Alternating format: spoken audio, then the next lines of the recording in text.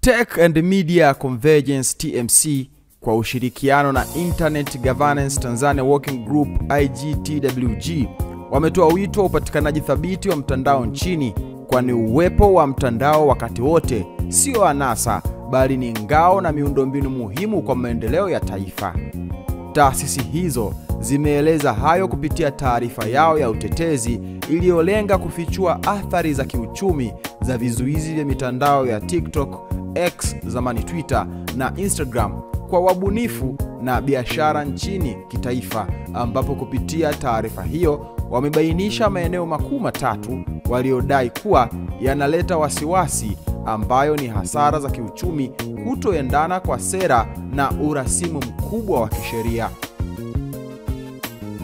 Kuhusu hasara za kiuchumi, uchambuzi wao umeonyesha kuwa vikwazo katika majukwaa ya kidigitali vinakata vyanzo muhimu vya mapato kwa maelfu ya wabunifu wa kidigitali na kuvuruga biashara mtandaoni, hasa kwa biashara ndogondogo, yaani chipukizi, zinazoongozwa na wanawake, hatua ambayo peke yake inapelekea kupungua kwa tija, kupotea kwa masoko, kushuka kwa imani ya wawekezaji na kupungua kwa ushindani wa Tanzania katika uchumi wa kidigitali wa kikanda.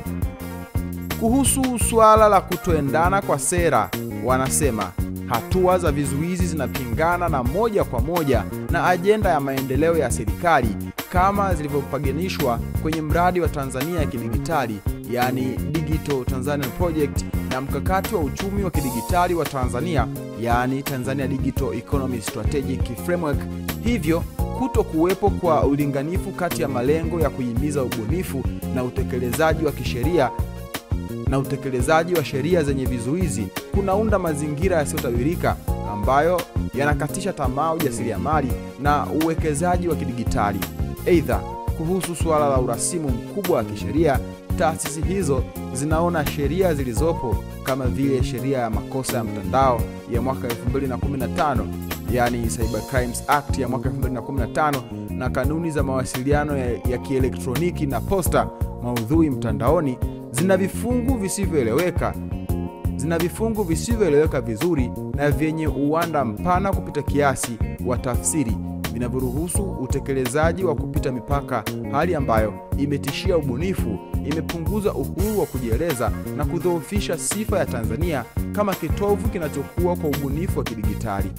Maoni yako ni yapi? Nione kwenye comment, maoni yako itakuwa vyema na swadakta sana. Hii ni VOT Media. Wakati wote sisi tumechangamka. Hamasa ni kuendelea kusubscribe katika YouTube channel ya kwetu. Subscribe, like, comment, share kwa ndugu jamaa na marafiki, ili siku zote wasiweze kupitwa na taarifa zote muhimu ambazo zinakuwa zinatoka kwetu.